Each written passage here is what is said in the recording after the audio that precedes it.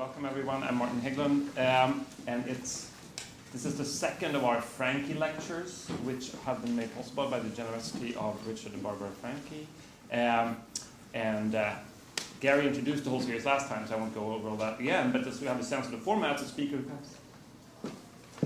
comes today, Professor Robert Pippin, is sitting in on the Frankie seminar and then giving a lecture and then having dinner with the students. So it's a really exciting format for everyone involved. And it's a particularly great pleasure for me to welcome Professor Robert Pippin to Yale.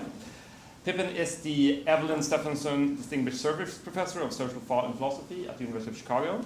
And given that he by now is the author of some 15 books, just reading the titles would take most of the time I have for this introduction. So what I want to do instead is just give a very synoptic account of Pippin's importance for contemporary work in the humanities, while mentioning only a few of his many influential books, which range from philosophy to literature and art, all the way to Hollywood westerns and film noir.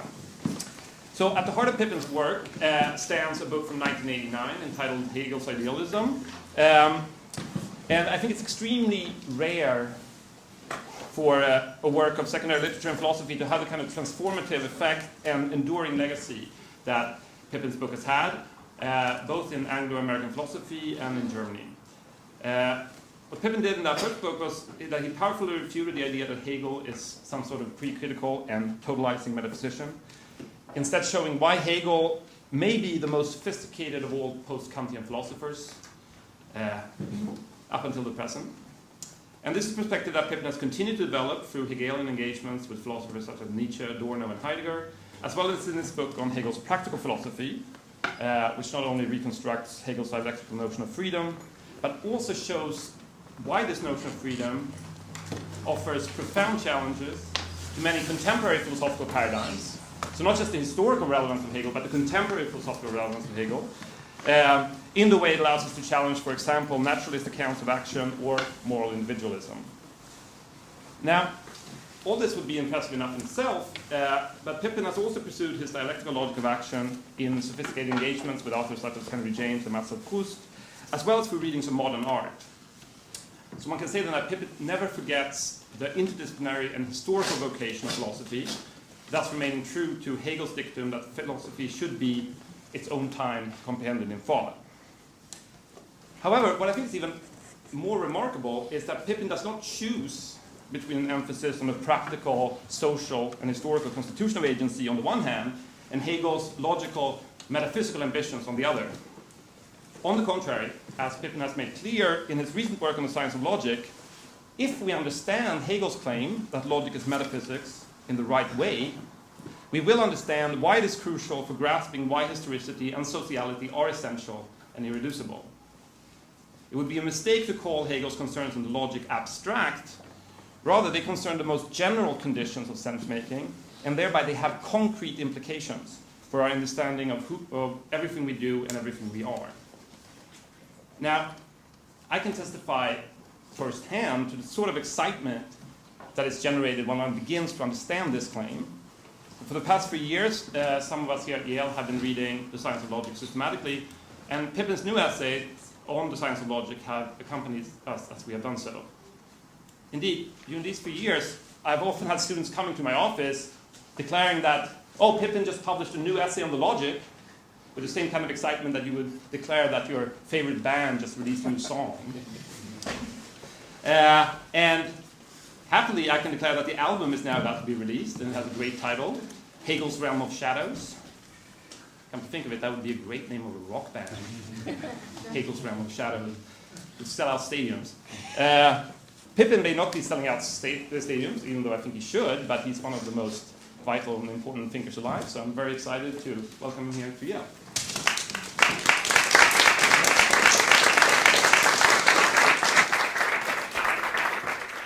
Thank you very much. This is the second time I've had the pleasure of Martin's informed and complimentary introductions. I wish I could just record them and take them with me.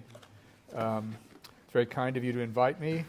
I do feel I should perhaps apologize a little bit for this lecture. When I got the invitation, I heard that there was this Frankie seminar and that they were discussing Heidegger's Being in Time.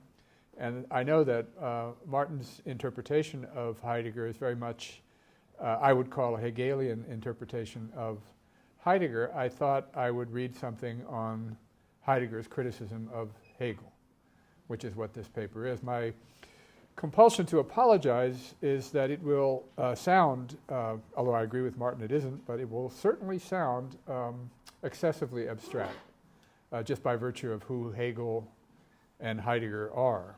They don't write in a way that is easily accessible, and I will do everything I can to make the abstractions of both of them accessible. But I feel humbled by the task, and I hope I've made clear what's at stake between them, because I think it bears quite a lot on the kinds of things I heard discussed this afternoon in the seminar.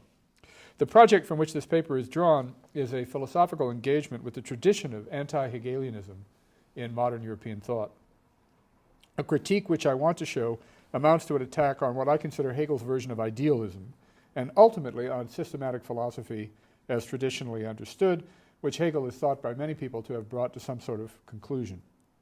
Idealism in this tradition should not be understood as a claim about the mind dependence of the world, or about mind-imposed structure and experience, or as a so-called objective idealism, a claim about the non-material nature of the real in favor of its ideal nature, but first and foremost as an objection to empiricism, the claim that all knowledge is or must be based on empirical experience, itself paradoxically an a priori claim. By contrast, idealism in Kant, Fichte, and Hegel is a claim about the capacity of pure, empirically unaided human reason to determine of all that is knowable, that it is knowable, and how it is knowable. Since this amounts to a claim about the normative authority of knowledge claims, by what right we claim what we claim to know, and since it is reason alone that can demonstrate such normative authority, this must mean that human reason is to be understood in a way that begins the paradox that is Hegel, to be self-authorizing, a tribunal unto itself. In the Hegelian version, this determination of the knowable is a determination of all that there is in its knowability, and so is in metaphysics. The determination of the knowable is not for Hegel the determination of a limitation, as if a limitation just to the knowable for us. Or in Hegel's famous and controversial phrase, this determination, this self-determination by reason of its own requirements, is absolute. And so is, as he constantly says, a determination of the absolute, of all that is in its knowability, that is, of all that is. In other words, idealism in this sense invokes the deepest principle of all Western rationalism. To be is to be rationally intelligible. There can be nothing alogos or unintelligible. Obviously, this all rests everything of significance on the determination of the necessary requirements of intelligibility, what Hegel called a logic, and why we should think that such a determination sets out what Kant, in another context, called not merely the logically possible, but the really possible. The position obviously does not hold that there is nothing unknown, but that there can be nothing in principle unknowable, that the logic of the form of the knowable can be fully determined. This then would clearly amount to a claim about the conceptual structure or logic of what there is. As is well known, many of the most influential figures in this period, roughly 1807 until the present in European philosophy, considered Hegel their chief opponent, an animus also shared by the likes of Schelling, Kierkegaard, Marx, Heidegger, Adorno, Derrida, Deleuze, Bataille, Foucault, Lyotard, and Levinas. So there's some sort of strange Freudian moment in which Hegel is the big daddy who has to be killed before philosophy can begin again. And that dimension I'm not going to talk about, but it's not really supplanting your predecessor, a position well known here at Yale, but killing him off once and for all for good. And they often explicitly did so, attack Hegel, by identifying him as the epitome or culmination of all Western philosophy itself. The dispute, in one way or another, concerns an attack on that idealist claim for the autonomy and self-sufficiency and self-authorizing character of rational reflection, and especially against Hegel's claim for the absolute status of the results, all in favor of various versions of the finitude or limitation of human reflection. Now, these interpretations often draw large implications from what I believe to be a distorted interpretation of Hegel. However, the proposal tonight is not that all of modern continental philosophy rests on a mistaken interpretation of Hegel. Many other issues were certainly in play, but the contestation between idealism and anti-idealism, between the self-sufficiency of reason and its putative radical finitude, is of major philosophical importance in itself. There is a way of genuinely understanding Hegel such that this long critical reaction certainly has some real grip on a real problem in Hegel. In other words, while it's true that the received Hegel interpretation is, for me, largely inaccurate, pointing this out hardly settles the issue. The central challenge to idealism, which I'll sketch below, is still a very powerful one. The basic claim in this long tradition about the insufficiency of idealism or pure thinking, or even systematic philosophy, is important enough to warrant that kind of interrogation.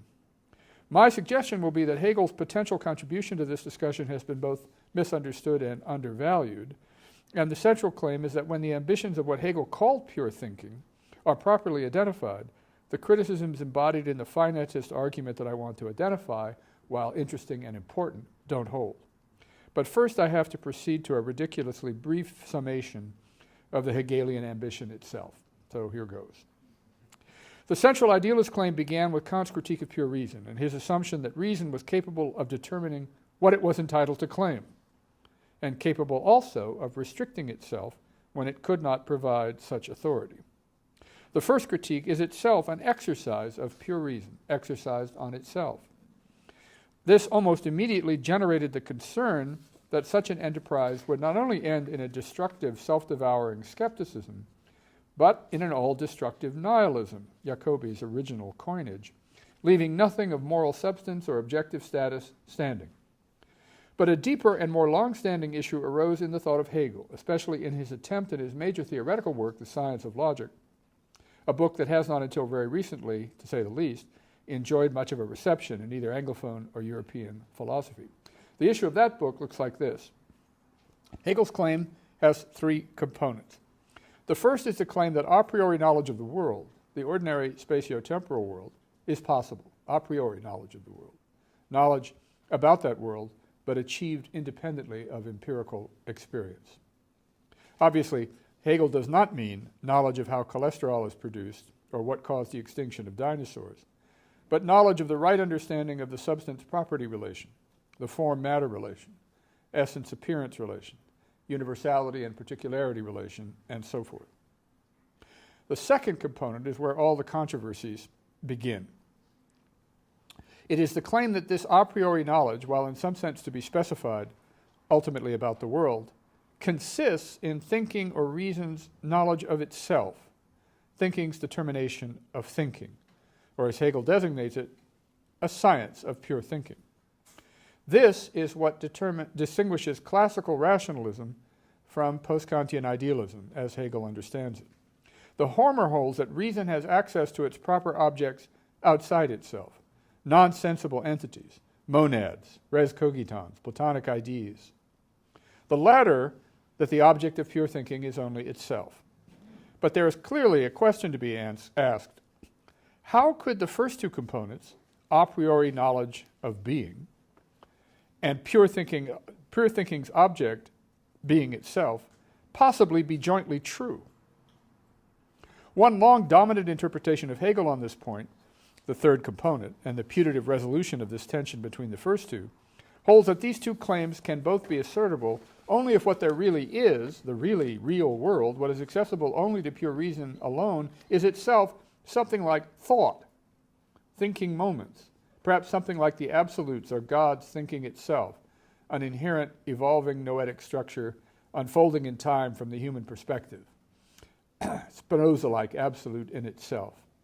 Pure thought thinking itself is the manifestation of the noesis noesios, God thinking himself, or it is the divine-like apprehension of a noetic reality that underlies experienced appearances. That would certainly resolve the tension. I can't do so here, but I've argued for many years that this interpretation does not at all fit the text. So an alternate interpretation is necessary, and I'll discuss that in a moment. But apart from the interpretation issue, the various critiques I am interested in all hold that any such project is doomed from the start, that there is not and cannot be such self-sufficient, pure thinking. Another way of saying that there isn't such a thing as philosophy, traditionally understood. Philosophy is a non-empirical enterprise. It's pure thinking. It's an attempt to determine an answer to questions like what is art, what is religion, what is the good life, non-empirically, purely. So an attack on pure thinking is ultimately an attack on the possibility of philosophy. I noted that such a broad counterclaim is often summarized as a doctrine of radical finitude. This is an apt title, since Hegel insists that, to use an Aristotelian formulation, thinking is not the thinking of any object. And when he wants to summarize such an unusual reflective self-relation, he notes what he calls the infinity of thinking's relation to itself. He means, pure thinking's object is itself, but not as an object or event. Rather, its object is the thinking also interrogating thinking, a circle, not a dyadic relation, hence the provocative notion of infinity, without beginning or end, subject or object. The criticism holds that thinking must always be understood as grounded on or dependent on or an epiphenomenon of some sort of non-thinking ground or absolute or materiality or contingency or the unconscious instinct or drive of the thinker. Schelling's early formulation is apt. The distinction between thinking and what is other than thinking, between subject and object, cannot itself either be a subjective or an objective distinction. If it were either, there would actually be no distinction. So what there really is can be characterized neither as absolute subject nor absolute object, but here the difficulties with Schelling begin, somehow the neither subject nor object. Hegel's prioritization of the concept, in his terms the identification of the absolute as the concept, intelligibility itself, is said to be by Schelling a prioritization of absolute subjectivity, and so to require only one relation to what is other than thought, nature, pure domination, Herrschaft.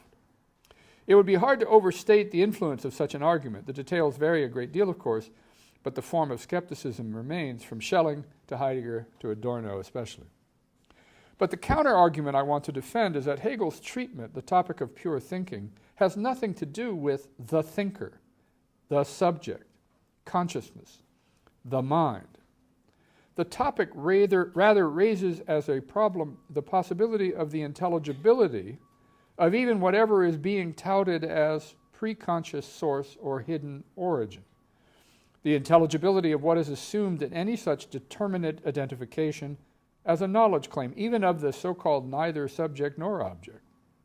That must still, in the most general sense, make sense within some general regime of sense-making, or nothing has been claimed. An empty space in logical space would have just been suggested. Any such criticism, insofar as it is a thinking, a judging, a claim to know, is always already a manifestation of a dependence on pure thinking and its conditions. And such moments of pure thinking are to delimit, but not limit, the normative domain of intelligibility, what can rightly be distinguished from what, or rightly posited as ground, for example, and not any process or series of events that goes on in supposed independence of the empirical world. Pure thinking, as Hegel understands it, is neither dependent on nor independent of the empirical or materiality or the brain or the indifference point or whatever new absolute comes into fashion. His position would be better understood, at least at first, by rough analogy with Frege or Wittgenstein of the Tractatus or the early Husserl on logic as metaphysics. That anti-Hegelian question already manifests for the Hegelian a misunderstanding of the question of pure thinking itself. This is not to deny that any reference to thinking presumes a thinker, indeed a living, purposive, finite, embodied, rational thinker. Hegel addresses that issue in his philosophy of subjective spirit, his phenomenology, and elsewhere. It is rather to argue for the autonomy of the question of any thinking at all, whatever the existential status of the thinker. That is, it is to insist on the priority and autonomy of what Hegel called logic, and that means for him a complete self-determination of its own moments. Hegel's enterprise in the logic takes as its topic the categories, or thought determinations, necessary for thought to have determinate objective content, an enterprise that at the same time specifies the determinations inherent in the possible determinacy of any being itself. It is true that it would seem that Hegel is subject to his own criticism, that pure thinking must already assume a determination of what pure thinking amounts to. But Hegel's innovation here, derived partly from Fichte, and one of the hardest aspects of his thought, so I'm sorry about this, is that pure thinking comes to self-consciousness about itself just by thinking, in the sense that one understands what it is to believe by believing, what it is to act by acting, not by means of any self-observation. I mean something here simpler than it sounds. When you are doing something, you know what you're doing by doing it. You don't know what you're doing by doing it and observing yourself doing it. When you want to know what you believe, you attempt to figure out what you believe. You don't intend to inspect your beliefs. You're trying to figure out, what do I believe? You end up believing what you believe by believing it, and knowing what you believe by coming to believe it. Same with acting. Same with thinking. You know what it is to be thinking by thinking, not by inspecting yourself thinking. That's essentially the method of the logic. But I don't pretend it's immediately pellucid. Put a different way, it's how Hegel wants to get out of this paradox, that a science of pure thinking would already be pure thinking. That's captured in this paradox of infinity, of not having a beginning and end. His response? Start thinking. Think being, which is the beginning of the logic. And you'll find thinking being can't be a thought. It must be determinately distinguishable from something it isn't to be a thought. Yeah, that's it. I say etc. as if everybody's familiar with the first moment of the logic, but you get the point, I hope. Put a different way, if Hegel were making a claim about the mind's thinking nature, how we must think about the world, knowledge would be limited by its instrument, something Hegel had been vigorously denying since the introduction to the phenomenology in 1807. In knowing itself, what pure thought knows is the possible intelligibility, the knowability of anything that is. But the intelligibility of anything is just what it is to be that thing, to be determinately this such, to T, the answer to the what is it question, T-S-T, definitive of metaphysics since Aristotle. To be is to be intelligible, determinately what it is. So in knowing itself, thought knows of all things what it is to be anything. Again, for Aristotle, the task of metaphysics is not to say of any particular thing what it is. It is to determine what must be true of anything at all, such that what it is in the particular can be determined by the special sciences. Of course, the physics and the deonema are also philosophical sciences for Aristotle, although they're not first philosophy. But Hegel will also have a philosophy of nature and a philosophy of spirit, aside from the science of logic. But the analogy with such things as Frege's and Husserl's critique of psychologism only goes so far, not only because Hegel's account of how pure thinking determines the necessary moments of the intelligibility of anything at all, already a distinctive and unprecedented position, but also because it involves a further argument about the bearing of such results on the intelligibility of nature and human practices. This feature of Hegel's position, which is among these critics an understandable frustration, the relation between the logic and the philosophy of nature and spirit, touches on another major dimension of the anti-idealist critique, one most associated with Schelling, Kierkegaard, and Heidegger. It is that thought, paradigmatically Hegel's pure thinking, or even philosophy itself, as traditionally understood, cannot finally contribute to any understanding of, cannot in effect even reach, the most vital concrete issues faced in human life, existential issues. I mean, this is the traditional critique of all philosophy, that its abstractions can't help us with the problems we face as the concrete human beings we are. This is another implication in the critics of what they consider the finitude of thought, and it is argued more and more radical ways of addressing, illuminating, understanding in some way such existence issues are needed. Hegel certainly cannot contribute to this, goes the criticism, if Hegel is understood as he seems to require, interrogating the role of reason, some normative order, in the changing socio-political, religious, and artistic practices of an age. But again, this all depends on the proper understanding of what Hegel means by such an appeal to reason in such practices. And my claim is, or will be, that once the proper form of the structure of rationality or account-giving and justification in the logic is understood, its bearing on the issues Hegel himself brilliantly brought it to bear on, ethical life, art, religion, can finally be properly appreciated. I have a scholarly conscience, so I have to bore you with some quotations. I want to prove to you that Hegel is saying what I say he's saying, because what I'm now saying Hegel is saying, most people who work on Hegel do not believe Hegel is saying. So I have to now put some quotations on the board.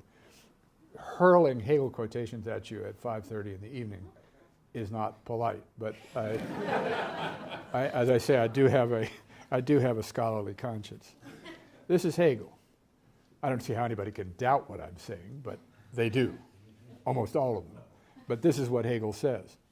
Thus, logic coincides with metaphysics, the science of things grasped in thoughts, which used to be taken to express the essentialities of things. He means the things outside used to be taken to be about things rather than pure thought. It's about things grasped in thoughts, which is the only way things can be intelligible as thought. We should note this change in emphasis by Hegel. The new metaphysics logic concerns things as grasped, gefasst, in thought, whereas the old metaphysics was a thing metaphysics, used to think of its subject matter as onto, outside itself, the essence of things. Or the objective logic, which are the first two books of the logic, thus takes the place, rather, of the former metaphysics, which was supposed to be the scientific edifice of the world, constructed by thoughts. The object of pure thinking is only pure thinking. Again, a logic alone takes the place of the former metaphysics. And finally, a longer quotation. The older metaphysics had in this respect a higher concept of thinking than now passes as the accepted opinion, which is that thinking is just a subjective activity, a psychological process. For it presupposed as its principle that only what is known of things and in things by thought is really true, wahrhaft wahre, in them. That is, what is known of them not in their immediacy, but as first elevated to the form of thinking, as things of thought. This metaphysics thus held that thinking and the determination of thinking are not something alien to subject matters, but rather their essence, or that the things and the thinking of them agree in and for themselves. It's not a correspondence view, in and for themselves. That thinking in its immanent determinations and the true nature of things are one and the same content. Not that thinking corresponds to things, but the determination by thinking of the requirements for any intelligibility by thinking is ipso facto a determination of the intelligibility of anything that could be, and thus an answer to the question, potentially, what is it? So, does this all put us in any better position to understand the skepticism from the finitude of thought objectors? Consider some of the most immediate pressing objections, which I'll turn now to. I'll have time to consider two objections, although at the level of abstraction and distance from various texts, I'll have to be subjective rather than definitive. But we have to start with an objection, again, as a matter of scholarly conscience, before we can even get started, from the Kantian camp, which rejects this whole enterprise. The second is from Schelling's point of view, and finally we'll conclude with Heidegger's response to all of this. Is it not obvious, says our Kant scholar, that any proposed identification of thought and being, like that asserted in the last quotation, simply ignores, rather than answers, the famous question that marked the beginning of critical philosophy for Kant in his famous to some of us, February 21st, 1772, letter to Marcus Hertz. This is the letter in which he claimed to have discovered, quote, the key to the whole secret of metaphysics, unquote, a question he said he had neglected in his 1770 dissertation. The question is, what is the ground of the relation of that in us, which we call representation, to an object? And, quote, the axioms of pure reason concerning these objects, how do they agree with these objects, since the agreement has not been reached with the aid of experience? Isn't Hegel, when all is said and done, a regression to uncritical thinking, dogmatism, rather than some sort of progress beyond Kant and his supposedly objectionable, subjective, mind-imposed unity, noumenal ignorance, idealism? It's absolutely correct to note that Hegel does not answer Kant's question, as much as reject it as confused and resting on its own dogmatic presuppositions. Part of that rejection is supported by what he thinks he accomplished in the Jena phenomenology of 1807, but it's also internal to the stance of the logic. First, such an objectionable presupposition is obvious when Kant had noted that pure concepts are that in us, which purport to be concepts of the real. Though, as Kant went on to say, quote, they must have their origin in the nature of the soul. They are neither caused by the object, nor do they bring the object itself into being, all creating for him the objectivity problem, a gap between thought and being, pure thought, pure thinking, empirically unaided thought, and being, that must be closed somehow. Hegel does not want to close it. He wants to reject the assumption. Now, Kant and Hegel certainly share what has been called the discursivity thesis. This means simply that thinking, what thinking is for both, is exclusively a spontaneous or productive power, in no sense a perceptual or passive receptive capacity. It would be very hard to exaggerate the magnitude of this common assumption in Kant and Hegel. More than anything else, it sounds the death knell of traditional rationalism, the light of reason available to the world. And it plays the crucial role at the decisive beginning of the logic, where Hegel demonstrates that mere being can be no actual thought at all. Its indeterminacy renders it a mere nothing, without some other, and that means some predicative determination other than the mere thought being for its determination. That's the discursivity thesis. Thought is an active, productive power, ultimately judgmental power, not a passive, intuitive power. Kant then reasoned that since the mind, and here his crucial failure for Hegel, since the mind is open or receptive to the world that we all know, the world around us now, only sensibly, and since thinking cannot create the objects it thinks, then thinking cannot provide itself with any content, can only be provided from content from without, through sense experience. This would normally lead straight to empiricism, and probably an empirical skepticism too, but Kant believed he had discovered that there must be pure forms of sensible intuition, and this provided him a way, he thought, in the deduction of the pure concepts of the understanding, to connect the pure forms of thinking with pure forms of passive intuition, and thus get in view, as it were, a priori, all possible objects of experience, and argue for the validity of the categories for such objects. This, of course, had the effect of restricting those results for only possible objects of our sensible experience with our forms of intuition, thus initiating the Hegelian complaints about his subjective idealism. And Hegel had two main objections. First, Kant was hasty in arguing from the discursivity thesis to the claim that pure thinking can provide itself with no content. Kant himself had demonstrated that this was not so, since in what he called his metaphysical deduction, he had himself shown that pure thinking could give itself content, that is, its own necessary logical moments, the categorical features without which judging, could not be any sort of truth bearer. So we can return to the Hegelian claim. Pure thinking's proper object is itself. Hegel has no hesitation in saying several times that thought in the logic provides itself its own content, or produces its content, its own conceptual moments, eventually substance, property, form, matter, essence, appearance, concept, particular, and so forth. That there was a method for demonstrating that thinking itself must be thinking with these moments. For Hegel and for many after him, Kant himself didn't even attempt to show how this derivation was accomplished.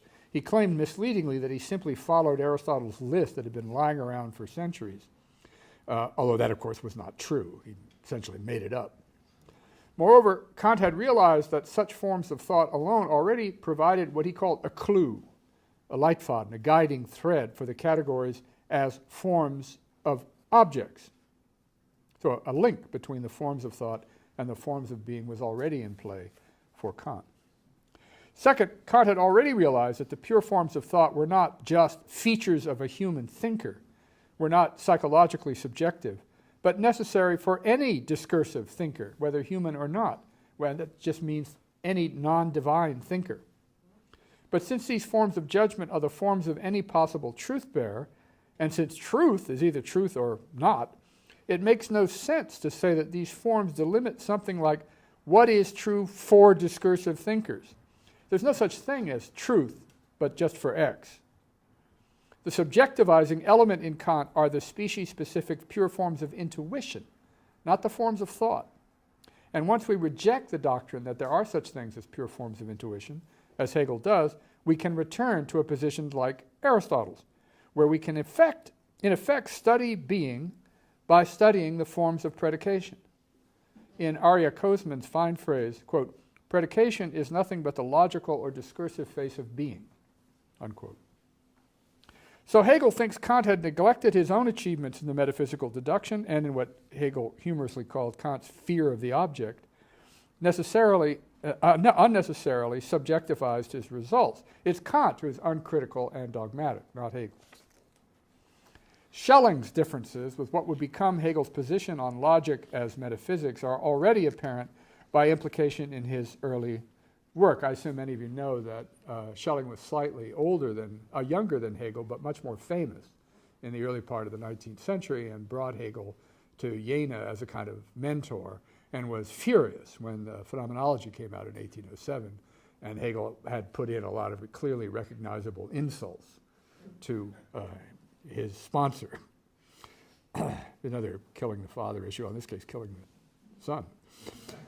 His 1797 Ideas Concerning a Philosophy of Nature, his 1800 System of Transcendental Idealism, he was already breaking for Hegel, the lectures he gave in 1802, 1803 on philosophy of art, and then finally his later explicit objections in lectures he gave in Munich in 1827 to the late 1830s called Lectures on Modern Philosophy. Issues are all very large and unwieldy, but they concern a basic conflict between a claim about what is always already presupposed and so forever unavailable for discursive articulation by pure thinking, versus a claim about the absolute, as we've introduced it, as always a result from which a ground can be retrospectively reconstructed and developed. But the specific claims are well known, however unwieldy these large issues are. There is first the issue of ground, some sort of ultimate source that would account for the difference between and yet also the identity between subjects, self-conscious thinkers and free agents, and objects, material but living productive nature. The difference in their positions implies that Hegel's position, said in the language of the period, which I hope has got a vague ring of intelligibility to it, that the absolute is the concept, does not resolve but simply avoids this issue of ground, the ground of the concept. Schelling thinks it's question-begging to consider it a concept. Second, a related issue is an objection to Hegel's philosophy of nature, that Hegel prioritizes the concept to nature, treating nature only in terms of its conceptual intelligibility, whereas the concept must be understood somehow to emerge from or always already depend on nature. And in the later lectures, the problem is existence for Schelling. Schelling's charge is that Hegel's program is never able to exit the realm of the merely conceptually possible.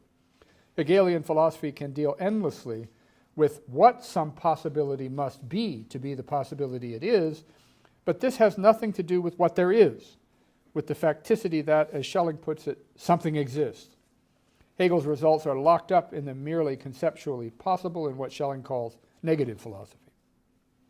Each of these objections is worthy of an independent study, but the outlines of Hegel's response involves the suggestion that some ineffable Ungrund, what Schelling in a half joke called the ground as non-ground, because unavailable for determinate thought, because always presupposed.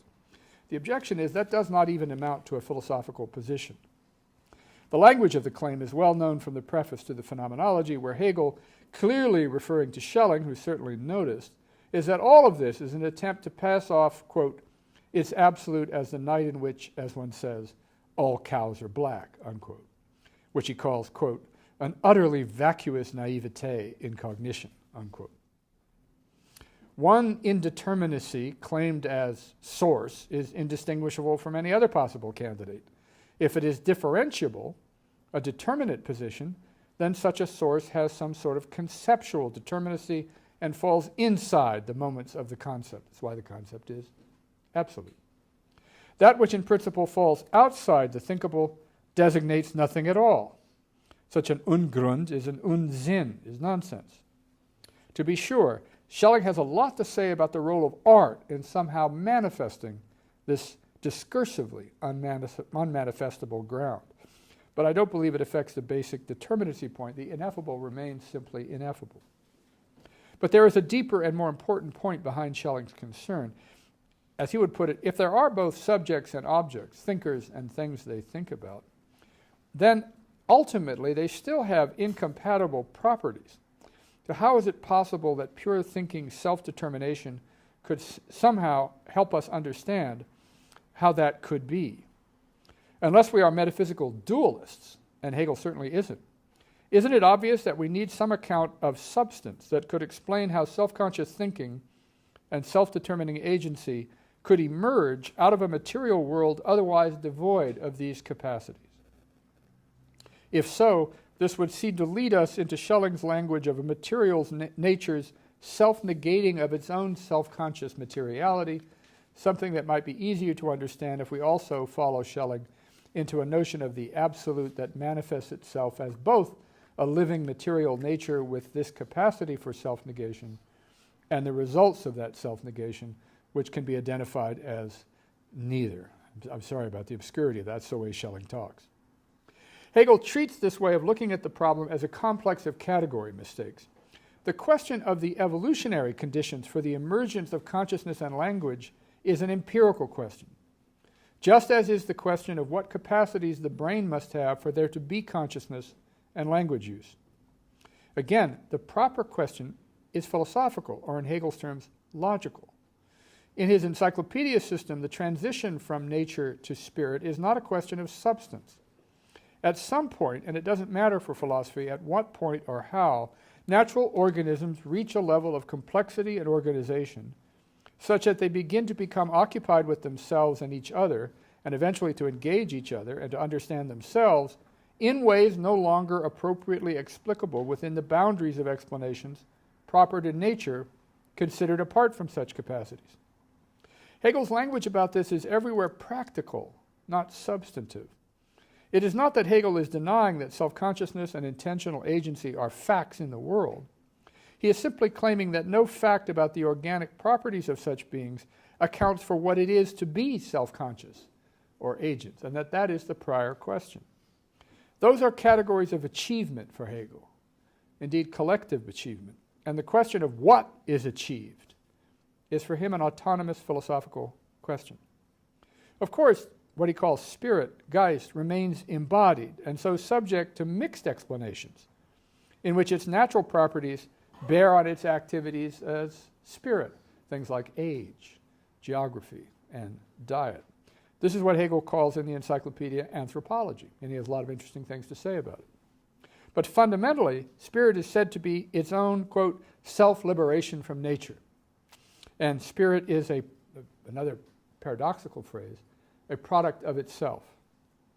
And its actuality is that it has, quote, made itself into what it is. Consider this famous passage from the Lectures on Art. Art, which is one of the means of this self-liberation, by means of its representations, while remaining within the sensuous sphere, liberates man at the same time from the power of sensuousness. Of course, we may often hear favorite phraseology about man's duty to remain in immediate unity with nature. Hegel's not a romantic. But such unity in its abstraction is purely and simply rudeness and ferocity. And by dissolving this unity from man, art lifts him with gentle hands out of and above imprisonment in nature. It's a little extreme. Even I don't believe that. I mean, there's got to be a better way of talking about our relation to nature. Liberation from prison. It doesn't matter that there are also natural scientific explanations of what happens in the body and brain when all this occurs, say, when we make or enjoy art. The question that's emerged, the only emergence that is relevant, is whether the norm art has in one instance or another been rightly and fully realized, or whether the justifications agents offer each other and themselves can in fact be defended, whether the structure of ethical life is consistent with the potential of such self-liberating beings. There's no need to appeal to a vitalist, self-directing nature to account for any of this. As we've been seeing, the dynamic for Hegel is historical, not biological, even though it clearly has numerous specific natural organic conditions. Correspondingly, the question of the possibility of freedom is not for Hegel a question about how a spontaneous causal agency exists in a material world. His theory is a self-realization theory, and that asks for the right achievement in our understanding of ourselves and in our relations to others. Again, for him, a historical and social question, not one that descends from any account of substance. Likewise, Hegel does not treat the concept as the ground of the existence of nature, or in any ontological sense, as prior to nature. The minimal way to characterize the transition from logic to the philosophy of nature in the encyclopedia is that the transition entails that the conceptual structure of any interrogation of nature or spirit cannot be coherently understood as wholly empirically determined. Again, we're talking about all those issues we mentioned before.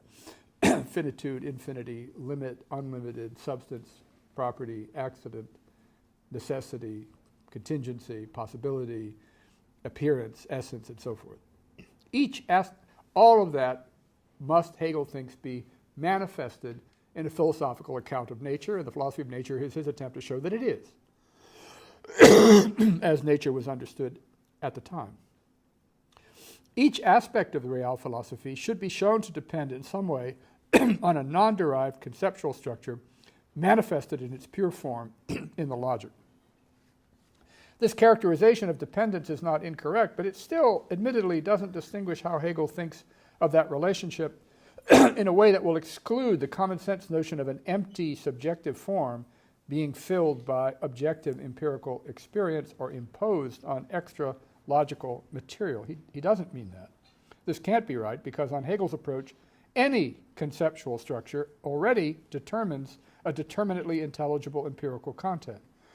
But it does not and should not determine or derive or certainly deduce, as people sometimes think Hegel wanted to do, the existent content itself. There are passages around 250 in the Philosophy of Nature where he says the last thing you want to do. It persists as an interpretation of Hegel.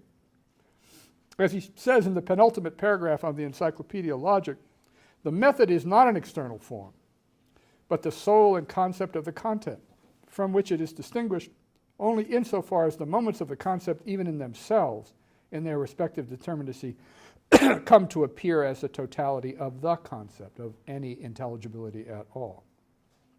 But the move to the Encyclopedia Philosophies of Nature and Spirit, in that move, the identity of form must mean that we should also attend a logical form, but now understood as in some way inflected by attention to the form of what is wholly other than pure thought in space and time, and the form of human action in the world, including collective human action. What does the inevitability of the distinction between essence and appearance look like in the manifestations of the natural world and in the manifestations of human practices in historical time? How do we make use of that distinction if it's crucial to rendering any such practice intelligible?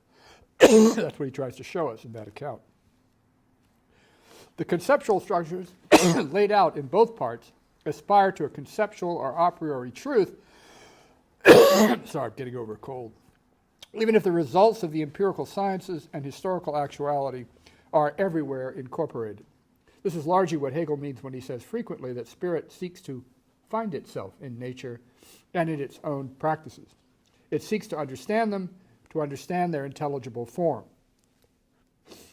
But as already noted, this is not because Hegel thinks of either part as a result of a simple application of the moments of a being and essence logic to an external indifferent matter. In fact, Hegel himself makes the very point that Schelling in the later lectures considers a damning criticism of Hegel. The idea is still logical. It's shut up in pure thought, the science only of the divine concept. Its systematic exposition is, of course, itself a realization, but one confined within the same sphere. Because the pure idea of cognition is to this extent shut up within subjectivity, it is, a kind of strange word, the impulse to sublate it. And pure truth becomes, as final result, also the beginning of another sphere and science. But this transition to a consideration of nature is not a deduction of nature's existence, nor could it be. It's once again described in practical terms as a felt practical insufficiency in any full comprehension of the results of the logic. Last section. By far the deepest, in my view, and most thoughtful engagement with Hegel's thought in post-Hegelian philosophy is Heidegger's. In fact, a good case can be made that his is the first genuine confrontation with Hegel in all of the post-Hegelian traditions. For our purposes, the discussion that's essentially important is what was published as the second part of a book now called Identity and Difference, originally a seminar and later also a lecture, The Onto-Theological Construction of Metaphysics. This is because Heidegger goes immediately and directly to the heart of Hegel's enterprise and states it accurately as just what it is. Heidegger tells us the subject matter, the Sache of thinking, for Hegel is thinking. And he immediately adds exactly, oh, thank you so much, very kind of you, exactly the right qualification. In order not to misinterpret this definition of the matter, thinking as such in psychological or epistemological terms, we must add by way of explanation, thinking as such in the developed fullness in which what has been thought has been and now is thought. I'm not sure that's the most lucid explanation, but he is at least trying to exclude the psychological and empirical and trying to give us an account of the nature of thinking as thinking in Hegel, as an independent topic, not as a matter of psychology or epistemology. Thinking in the fullness of what has been thought is Heidegger's formulation of the Hegelian claim that logic, properly understood, is metaphysics. The thinking of pure thinking is at the same time the thinking of the world in its thinkability. What has been, it is now being thought. He reminds us that we can only understand this beginning from Kant's viewpoint, although not like Kant, transcendentally, but speculatively. That is, Hegel thinks thinking as being, Heidegger tells us, and not as a subjective epistemological condition or as an event in an immaterial world. Or Heidegger realizes that pure thinking's taking itself as object does not result in a mere theory of thinking or the rules of thinking or a philosophy of pure cognition. As Heidegger says directly for Hegel, quote, being is the absolute self-thinking of thinking. These are obscure and hard thoughts, but I think it's obvious, already from the quotation, Heidegger has got Hegel exactly right. And if he's going to have a criticism of Hegel, it will be powerful, because he's understood Hegel. The last thing Heidegger means by this is that being is mental activity, whether human or divine.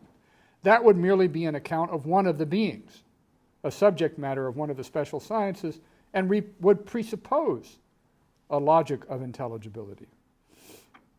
Because of his own approach, Heidegger is in a unique position to realize that the subject matter of the logic is not in any sense whatsoever a being, not the absolute self-positing, not the noetic substructure of the world, not abstract objects, not the mind of the Christian God, not a substance, but in his language, the meaning of being, der Sinn des Seins.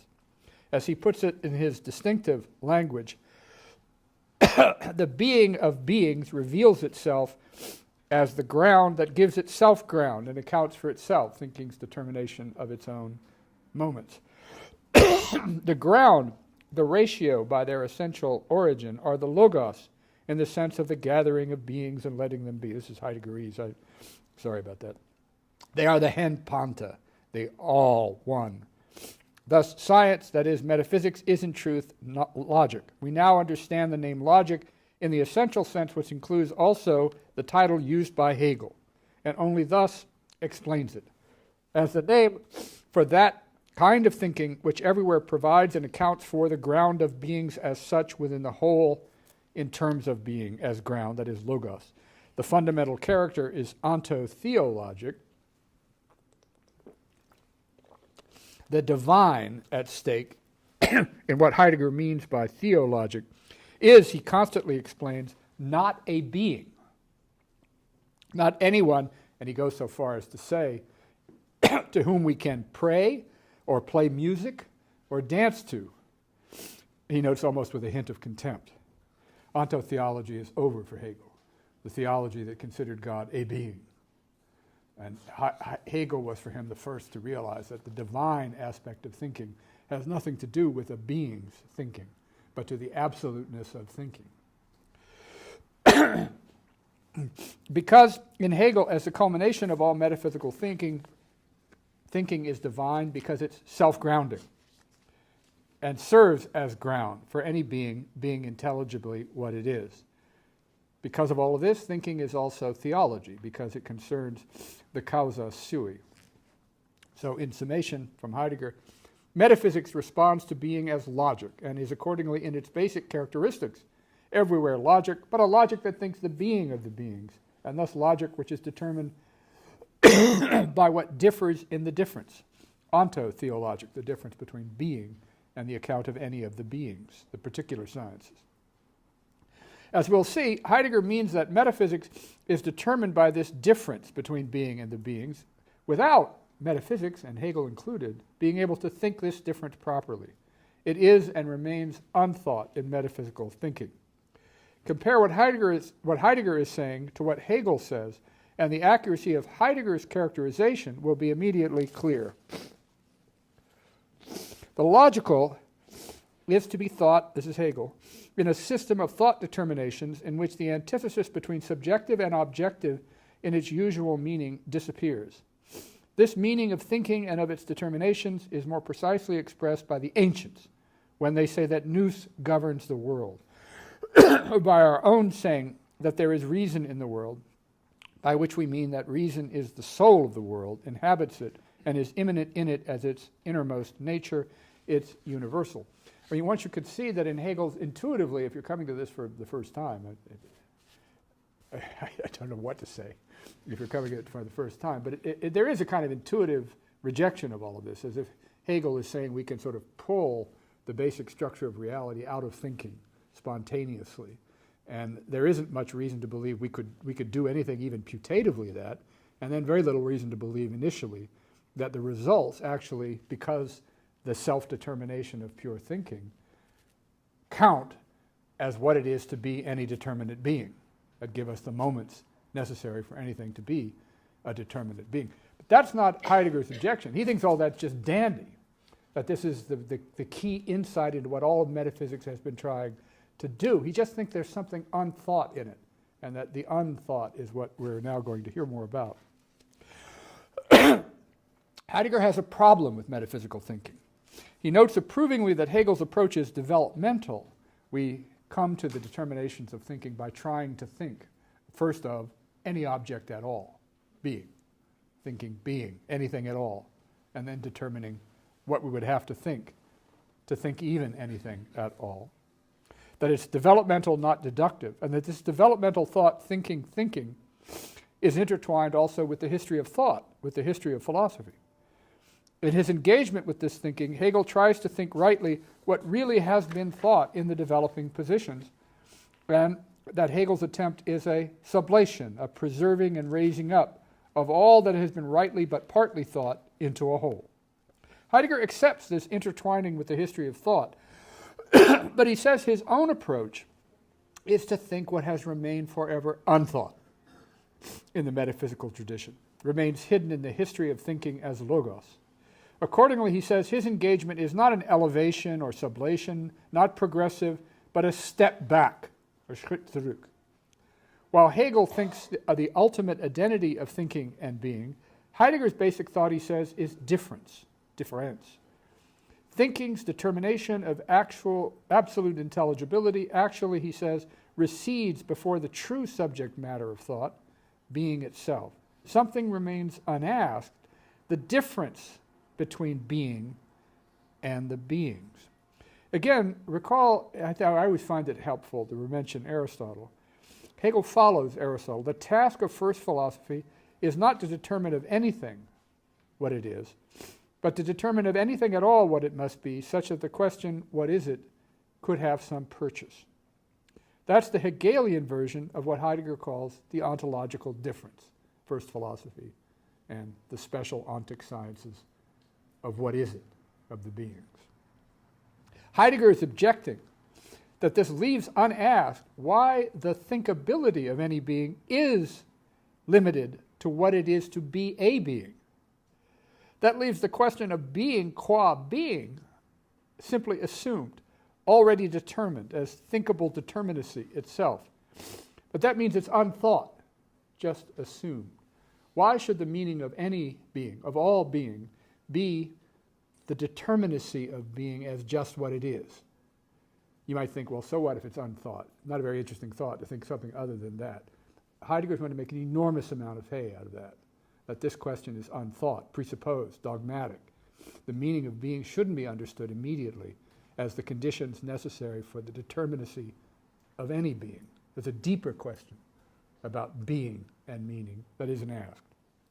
So, in conclusion, if Heidegger has rightly characterized the nature of Hegel's project, and I think he has, what isn't in the logic as metaphysics project in Hegel that does remain, in this sense, unasked or unthought? As just noted, the answer is supposed to be this absolute difference between the meaning of being and the meaning of any beings, which is what drives the logic, how to come up with the conditions of determinacy. And Heidegger is just saying that leaves the question of the meaning of being unasked. This is, of course, Heidegger's master thought throughout his career, but what does the thought and the criticism mean in Hegel's terms? The first thing one could say is that Heidegger is right about the logic. Hegel does insist that the question of being necessarily always amounts to a question about what it is to be this or that being. That's correct. Hegel does believe that. That's the result of the first moment of the being logic, and it is that moment where the deepest confrontation with Heidegger must take place. But as just noted, Hegel's formulation doesn't seem to reach the question Heidegger is interested in, since it is, for Heidegger, unthinkingly already oriented from the question of the intelligibility of any one being, Seiende in Heidegger's terms. As Heidegger realizes, the closest formulation in Hegel for the question, the being of beings, the meaning of being itself, is simply pure thinking, determinate intelligibility. That is the meaning of being. But that topic, which Heidegger wants to treat as being's own manifestation, the meaning of being, its unconcealing or happening, and so what pure thinking or judging must presuppose, that topic in Hegel is not a topic or moment of pure thinking. There is no interrogation of whether the meaning of being is intelligibility, determinate intelligibility in the logic. Although we've reached the point where a very great deal would have to be said about Heidegger's unusual language, it's also here that we do seem to reach some sort of absence in Hegel's enterprise, even if whether that means that something crucial is missing or not is a separate question. If the being of beings, the absolute, is thinkability, have we asked in the logic what it is, what it means to be thinkable? Thinkability is not one of the determinate moments of the logic. And when judgment's own characteristics become self-conscious in the last part, the concept logic, it's just the forms of judging this or that in their determinate possible inferential relations that is attended to. I noted before that Hegel thinks we cannot provide an independent theory of the thinkable as such. We can merely manifest thinking by pure thinking. We know what pure thinking is by thinking, like action, like belief. Any other formulation would presuppose and so elude itself. But this means that the science of pure thinking does and cannot count pure thinking itself as one of its moments. And from Heidegger's point of view, this is not adequate. A massive criticism of Western rationalism follows from this point in Heidegger. What we learn in the process of trying to think anything at all determinately is that the possible determinacy of any being can be made out. Thinking is the enacting of thinking, and the reflective self-consciousness at the end of the logic, the concept of intelligibility itself, is a form of self-consciousness about the intelligibility, again, of any being, not something like the thought of being as intelligibility itself. That is always unasked, unthought, presupposed, even if everywhere for Hegel unavoidable, manifested, enacted. The concept logic is supposed to allow the inclusion of the logic itself inside the concept. But that just covers what we've been through in the book, what thinking of any being amounts to. It does not and cannot include what Heidegger seems to be after. What does it mean for being to be thinking self-determination of thinking? That question both must be and cannot be inside the concept. Put another way, logic itself, or the question what is logic, is not a possible moment in the logic. And we know from Heidegger's 1928 lecture course, now published as The Metaphysical Foundations of Logic, Heidegger thinks that question is deeply intertwined with the meaning of being question. So Heidegger is right, I think, that the question remains unthought, unasked. It can't be. But this also raises the question of whether Heidegger is right to draw the rather apocalyptic consequences he does from this supposed forgetting or not asking the question. But it also raises what might seem like an unusual question from Heidegger's point of view. Is all of this actually a problem? It's not as if Heidegger thinks this elusive topic should have been a moment within the logic. That would have turned it into a moment of determinacy itself. He is, in many other works, asking for other modes of interrogation. That's why his work becomes so strange.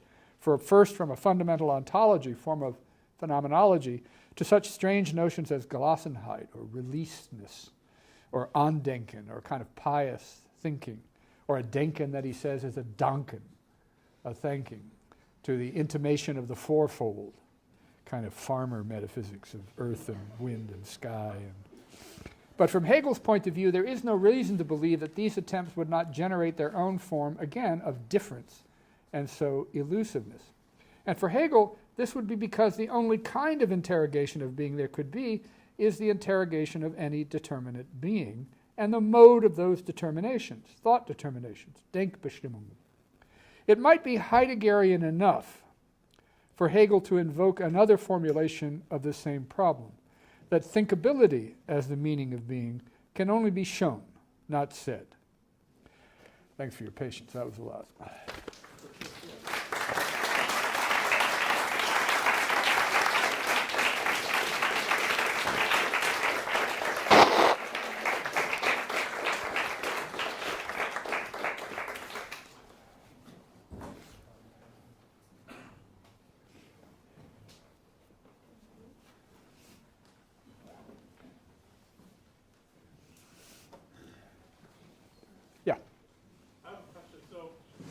A little bit about how Hegel's logic is related to his theory of the struggle for recognition, in which you mentioned earlier somewhat in your talk that the beings somehow emerge out of nature and they're interacting with each other. But I want to hear a little bit more from what you think about how the structure of our logical consciousness and our ability to self-reflect and all that is conditioned by a particular interaction between human beings, and whether or not Hegel in some sense presupposes what he set out to prove by embedding the potentiality for such thinking in these creatures that do interact, and then from there in their interactions emerge to some kind of optimistic conclusion, and whether or not that's something justifiable or not. I mean, the first thing one has to say is something about Hegel's systematic enterprise. So the basic statement of Hegelian philosophy is not the 1807 phenomenology, which was a kind of introduction to it, where the most famous passage about the struggle for recognition of opposed self-consciousnesses occur, but the Encyclopedia of the Philosophical Sciences, 1817, 1821, 1830. Three different versions of it. And the structure of that is logic, philosophy of nature, philosophy of spirit. In the philosophy of spirit, there's a section called phenomenology, and it's there that the struggle for recognition is a moment in the articulation of the intelligibility of human practices, how human beings engage each other in the struggle to become self-conscious beings. So that prompts a second point, which is there's no reason to think that every problem in Hegel is a historically inflected, materially or socially relevant problematic. The science of logic is not. It's pure philosophy. It's a science of pure thinking, the thinking of any intelligibility. There is, though, in the science of intelligibility in general, a way of understanding why a person's own free self-realization should be dependent on the free self-realization of another, which is not a standard way of thinking about freedom. The basic doctrine of freedom in Hegel, in the philosophy of spirit, that is, as he tries to understand how the basic structure of any intelligibility can be seen to be manifest in the account of human practices he gives in the philosophy of spirit, in the enterprise that that's part of, he then confronts the fact of a singular desiring agent who confronts, I'm not really as sick as I sound, another singular desiring agent. And ultimately the position he wants to reach is a conception of freedom which he calls being a self in the other, Selbstsein in the andere sein. That's an extremely unusual relationship. It means that what appears to be the limitation originally of your own restricted activity by virtue of another person's occupying finite space isn't really a limitation, that it's the condition of its realization. So the longer answer to your question would be how a different way of thinking about the relationship between self and other, which is ultimately grounded in the essence logic, in the science of logic, is manifested in what was, at the time and is still today, uninspiring but deeply unusual thought, that I can't be free unless you are. Normally it would just seem I can just be free fine, and it's maybe unjust or unfair that you can't be free. But that relationship, that being a self is being a self in the other. I mean, his examples of freedom, for example, the primary one is love, and the other one is friendship. Those are the true manifestations of human freedom, in which the presence of others are not limitations on the exercise of my agency, but conditions for its objective realization. But all of that depends on a very unusual, the simplest way to respond, all that depends on a very unusual thought, that the normal relationship between a finite being and its restrictive other is a very limited way of thinking about it, and if we understand the course of the logic, we'll come to understand better something about the relationship that will help us understand how it could be that we'd reach this really unusual point. The point itself is given flesh and bone by Hegel and blood inside of a kind of phenomenological account, doesn't refer to the logic. And the 2 points can be separated. You can make what Hegel is trying to say lucid just in terms of the concept of phenomenology itself, if you understand what that is doing in the philosophy of spirit. But ultimately, as I said, there's an unusual thought behind it, and the easiest way to answer your question is just to say we need to think about that thought, because it's a very unusual thought, that self-realization is not limited by the other, but it takes the other as its condition. Thank you. Yeah, that does. Great, thanks so much. I have two questions about finitude and where your conclusion left us with regard to finitude. With finitude? With regard to finitude, yeah. So, because, one way to put the way you were concluding could make it look like an ironic outcome in a certain sense, because Heidegger is the thinker of finitude, right? He complains about, we think about this kind of infinite spirit and so on. But now the front line that you were describing was Heidegger asking the unasked question of being as such, not the being of this being or that being, or each and every finite determination, particularly, but being as such. Whereas the way you portrayed Hegel, it's true that this question remains unasked, but only because this is the appropriate way to ask the question is to investigate each and every finite being, to go through them, and you have to go through them infinitely in a certain sense. So that there is a certain, there's this phrase in Hegel where it seems that the infinity that he describes is an infinity of finitude, an infinity of finitization.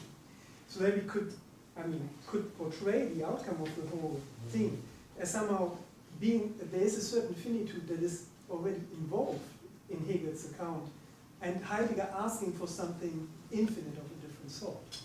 this would be a very ironic The right criticism of Heidegger, yeah, that he's hoisted by his own infinity petard, or something like that. Yeah, I like that. But I mean, it depends on how one characterizes the rather indirect way Hegel is raising the question of the meaning of being as such.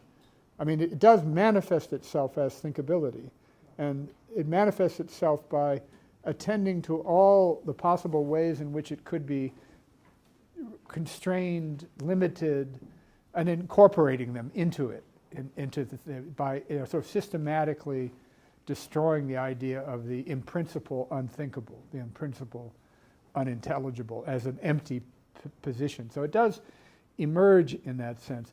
But I think the problem with Heidegger is that, and this is a very difficult thing to summarize in a way that, well, as you know, he doesn't want the meaning of being questioned, which looks like he's saying, we don't have an answer for it, I want now an answer. It's exactly what he doesn't mean. He means that the idea that there's an absence in this question that we need to fill is metaphysics.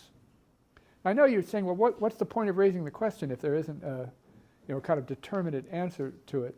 But Heidegger thinks it has a bearing on us. What looks like its absence, it can be rethought. We don't really understand what it is to be. And in a way, there's a kind of finality to that in Heidegger that he thinks we have covered over.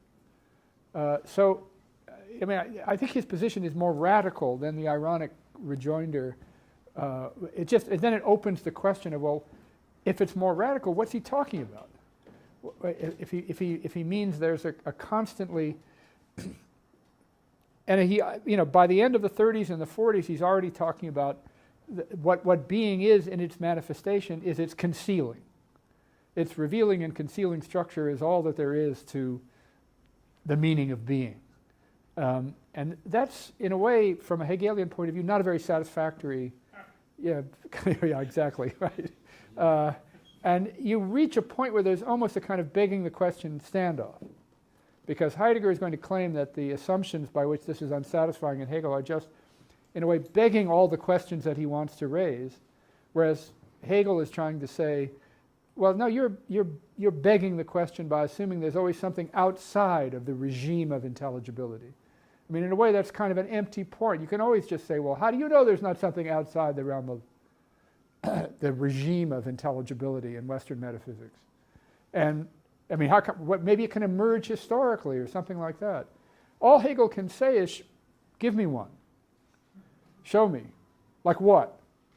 And then begin to ask, under what conditions is that identifiable as the thing you're pointing to? And Heidegger then throws up his hands. You're begging the question again. You're invoking the regime. I don't want the police called and that question asked me. I want you to answer it without the police. And Hegel says, that's begging the question. It's not the police, for God's sakes. That kind of thing. So it's very, very delicate. I find myself more and more sort of bothered that I haven't quite understood the force of Heidegger's problem. I get more and more the sense that there's something there, that there's something about the Hegelian self-enclosure that is problematic in a way that's quite significant for the history of Western thought in general, for the sort of the arrogance of the sort of self-satisfaction of reason. I'm sort of a little more bothered by that than I was 20 or 30 years ago. So I'm trying to understand this, but I can't quite get over the Heideggerian, whatever it is, bridge to the promised land. I still think, hey, it's just, Hegel seems right. Please tell me if I misunderstand. Not as good hearing as I'm reading, as fun as it was. But so doesn't it seem to me that the question shifts then from what is the source of thinking, and rather how does one become introduced into thinking? Particularly, like, I think of like children, who obviously aren't rational agents to begin with, particularly babies, but at some point they get to some region where they're now able to follow this Hegelian, imperative, just do thinking. How does it get to that point? How does it, or right. If I understand you correctly, is that the transition of the question? No, I mean, I think Hegel has no objection to that question. A very interesting question. How do children come to think? Now think of another question. What is it to think? How did human beings come to first make art? What is art? Two different questions. One presupposes the other. Now, nowadays, post Danto and everything, we're willing to say, it's a very difficult issue for Hegel, because Hegel thinks on the one hand that what counts as art is a historical development, that there are different conceptions of art in different historical periods, and that we can give an account of the genesis of art, not maybe the genesis of the human desire for art, although that might be an interesting question in itself, and so forth. But it presupposes that we know what we're talking about when we're doing neuroaesthetics and we think we've identified art. I mean, most of the people who do neuroaesthetics don't care about that question. They just hook somebody up and show them some god-awful print of something, and they say, oh, look at the pleasure centers lighting up and the blood flowing to those sections of the brain, something like that. But we don't want to be satisfied with that as philosophers. We want to know, well, why is that crap they're looking at called art? It doesn't seem to me to be art. But since Hegel has a developmental account of the changing structure of what counts as art over historical time, he still nevertheless wants to say that there could be manifest in some societies practices that are called art as if they're in the same tradition, and they're not. That's a difficult position. The latter sounds more essentialist. The former sounds more historicist. And the great virtue and great problem of Hegel is he exactly wants both. It is true that art is a historical practice that changes its shape and function and nature over time, but there's a limit. At some point, things can be paraded around as art that aren't art, and we should be worried about that. We shouldn't let that concept go. It's too important. I mean, for Hegel, it's a sensible, affective mode of understanding the absolute. It's a mode of self-understanding that we want to understand in its specificity. But the question of either the historical generation of the category or the psychological generation of the capacity to appreciate it in children or something like that, those are for him empirical questions that are fine. But the point to be made, and this drives people somewhat crazy because it's a kind of arrogant assumption that first listen to the philosophers. Let them figure out what art is before you go worrying about wiring people up when they experience it. But the next step is there's no agreement in philosophy about what art is. So it doesn't do any good to go consult the philosophers. You consult 15 different positions.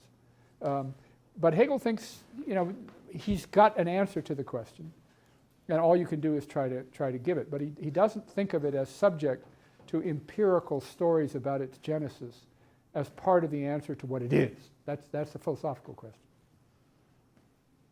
So regarding Hegel's identity of subject and substance, I have a question on something that he says, I think in the beginning of the Phenomenology of the Spirit, that I can't quote verbatim, but he says something like, this could either be taken as the road to truth or whatever, but it could also be regarded as a pathway to doubt and endless skepticism. Pathway of despair, yeah. And I take it that there genuinely is a choice of interpretation on the reader's part. So do you think it's, my first question is, do you think it's plausible that this is an implicit concession on Hegel's part to the kind of criticism that Schelling later brought up, that it's only negative philosophy pretending to be positive philosophy? Yeah. And my second question is, do you think, how does Heidegger's analysis of the fundamental meaning of being help us fare better against sort of this looming question of skepticism, or is that just not a question that Heidegger is interested in? Yeah. Let me try the first one first. It isn't up to the reader, according to Hegel. What he's trying to say is, a lot of people are frustrated with philosophy because every time there's a settled philosophical school of thought or position, like empiricism in Britain, or rationalism, then comes empiricism, then comes Kant, then comes Hegel, and people throw up their hands and say, well, philosophy is just constantly self-devouring enterprise. Why should I bother with it? There's never any kind of answers. And Hegel's first response is, it's not bad that philosophy is a self-critical, evolving enterprise. That might look like the pathway of despair. But philosophy is all about this moment of self-negation. That's how philosophy grows into a more adequate historical position. This assumes that the course of positions in philosophy has a kind of intelligibility to it. Very few people think that anymore. If anything, they think that there are just several classic philosophical options in the firmament, and when you're in graduate school, you should pick one and read the latest stuff on it and work on it. Hegel wants to ask, well, how did they get to be the positions that are canonized as the firmament? What does it mean that they're in opposition to each other in the way they are? Is there any way of thinking about that? That can look like the pathway of despair, but it isn't. That's a promise on his part. And if you keep faith with Hegel, you have to at least give him a few years to try to convince you that it makes some sense that the basic positions in philosophy have developed as they have, and that they can be put into a coherent whole. The thing that people who are attracted to Heidegger find so pressing about his questions is, to put it very simply, everything I've been saying about Hegel, you could put by saying the assumption that the determinations of pure thinking are the determinations of being is not some sort of fancy speculative identity that cannot be denied. It's the imposition of a regime of sense-making on an other to thought that is considered the mere material for thought. Heidegger's account of the history of philosophy is radically declensionist rather than progressive. It's just the opposite of Hegel's. Once we start from the assumption that to be is to be intelligible, we've made what there is as being subject to our regime of intelligibility. Hegel thinks the our there is question-begging and wrong, but you can see the force of what Heidegger is trying to say. And the ultimate end of this story is what Heidegger calls technology, the technological enframing, where we understand ourselves and the world as material for some kind of rationalist imposition of some kind of intelligible structure. Our own bodies become medicalized and materialized as subjects for scientific enterprise, for example, or something like that. We begin to understand ourselves differently because this regime of sense-making has been imposed on something that doesn't have its own voice, that is just incorporated inside the machine. This is, even though Adorno keeps saying how much he hates Heidegger, for those of you who know Adorno, you know this is something Adorno swallowed hook, line, and sinker. That Hegel represents the epitome of philosophy as a kind of great devouring mouth, consuming everything in its own self-satisfaction. So I think the people who are really genuinely influenced by Heidegger, or who find him in college or graduate school or when they're reading him, a warning sign of some respects, is that this makes some sense to them. Not so much skepticism, but to a kind of appropriation of being for the sake of the intelligible that isn't a speculative identity, but an appropriation, a devouring, a manipulation, subjective hubris, self-assertion of the point of view of Western rationalism that needs to be guarded against. That's Heidegger's big influence, to convince people there was a danger here. Heidegger calls it nihilism. The classical view, which Hegel is the last one to share, I put it this way, this is going to sound kind of crazy, but that being is good. What does that mean, being is good? It allows its own intelligibility. It is not hostile to us. It is appropriate to our demands that it be made intelligible. You can easily imagine that that would not be the case. And another way of answering your question is, how does Hegel know it's not the case? Maybe there's just a whole bunch that we think we've rendered intelligible that lies out, and we've left a lot of stuff out. And I've tried to say before, that question is an idle question for Hegel until you bring up something and tell him he can't deal with it. And as soon as that happens, he sort of has you. But Heidegger doesn't think being is good. He thinks it hides. That's why he loves Heraclitus. Nature hides. Right, is there somebody else who wants to ask? Yeah. Thank you very much. I have a suggestion regarding how to understand the front line between Hegel and Heidegger in the terms of your the panorama that you just unfolded. And I would suggest maybe a huge part of this front line is the question how to think about thinking itself. So because I would say what Heidegger doesn't buy from the beginning is the discursivity thesis. Yeah. Because, and I think this might be the real, or the much harder front line. Like the question, if rather than the question you outlined at the end of your talk, the question of being for being as the unthought in the whole history of metaphysics and so on. Because I think Heidegger from the beginning, like from being in time and what understanding, Erschlossenheit, and so on, is, he combines a certain sense of spontaneity with a certain sense of receptiveness or receptivity that is not at one with central receptivity or perceptual receptivity, which is something like a genuine receptiveness of thinking itself. Yeah? I think this is for Heidegger from the beginning of his thinking very central, which is why he, for instance, in his later thinking, he refers on poetry, for instance, as a kind of thinking which is mainly some hearing, a listening to, and so on. I cannot give you the full argument or claim here, but I think this seems to be a huge difference. A non-idealist moment in Heidegger, and maybe the real source of his claims to radical finitudes with regard to Hegel. Yeah, I think you're certainly right. That is a point of great possible contestability between them. The trouble is one needs to, I think you probably would agree, that by introducing the notion of, there's all these Gelassenheit kind of phrases, even in being in time. There's quite a lot of stuff of letting something be or letting something approach you or not letting it approach you. Or something. Logically in this phenomenology. There's all that already, you're quite right, already in being in time. Now, the problem is that, I think we would agree, is not a reversion to the rationalist or Platonic notion of noesis, because it's not fixated. Traditional rationalism believes that there is such a thing as a priori philosophy because pure reason has its special objects that only pure reason can attend to, nonsensible objects, monads, thinking substances, Platonic ideas, forms, God.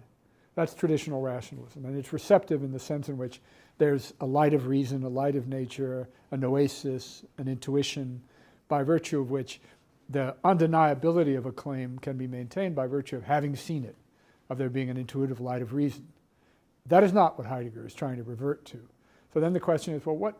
Because there is also in Hegel's notion and Kant's notion of productivity, that thinking is discursively sort of predicative or judgmental, there has to be a kind of passive moment of seeing what you've done.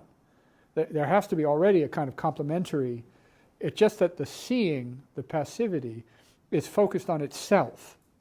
It's still there because, if you've predicated and determined, there are all kinds of implications you have to see. You have to see what else you're committed to. You have to see what you've just done. You have to see the alternatives that you've excluded. All that has to be in some sense part of your awareness. So there is a passive moment. It's just the idea that the fundamental activity that's primary is discursive thinking, judgmental or predicative. Now, Heidegger, in his own notions of assertion and so forth, is trying to work around that. In his lectures on logic, he's very aware. But I'm not convinced that he's given us a way of really understanding what this passive Andenken, Gelassenheit moment, a Danken, a receptive, a letting be moment amounts to. Because what Hegel is going to always be interested in is its object. And Heidegger will resist that. That's not the right way of thinking about it. It has more, it's going to start sounding like Scientology or something.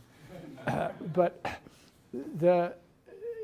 even passivity is probably not the right way to put it, but I see what you're asking. He wants being to be a kind of sight, a clearing, Lichtung, of there being. Thinking sort of suffers. Yeah. It is geworfen. Yeah. But it doesn't have a particular object. That's just the point. It's the sight at which the meaning of being both manifests itself and withdraws. But I find this all very hard to understand. But as I say, I'm not completely convinced there isn't something left out of what is kind of their complete self-determination by thinking of its own possibility in Hegel, or by any form of traditional rationalism at work in Anglophone philosophy or critical theory or just about anything else. So there's not something radically left out, but the alternative, although it doesn't have to do with any kind of passive perception of objects in Heidegger, is just for that reason hard for me to get my hand around. I don't know what a clearing is. Yeah. I think you're the only one. No one else. I think we're back. I'll pick your brain if you don't mind. So I have two questions. One is on that. Your summation of being is good for Hegel and being is hostile. Not bad, but hostile for Heidegger is so illuminating. But then wouldn't it be the case, particularly if we have to let the question engage us? So we can't just ask the question. We have to be willing to the destruction, or the possible destruction of the question. Wouldn't then the question of the being of being, as you said, if being is declinations all the way down, wouldn't it just be a return to the beginning, allowing a restarting? Yeah. At least that seems to me to be like the productive, unless I'm misunderstanding, it seems to be the productive claim that Heidegger's making, is that we're not reaching absolution, we're not reaching completion, we're actually getting farther away from it. And so that's exactly what Heidegger means. Yeah, I think you're exactly right. That's what he means. Okay, all right, good. We go back to Parmenides and Heraclitus. Everything bad starts with Plato, which is kind of. I mean, this is one of the things Gadamer, his best student in a way, and his most influenced student, could never swallow. That beautiful Plato is the beginning of nihilism. But that's Heidegger's claim.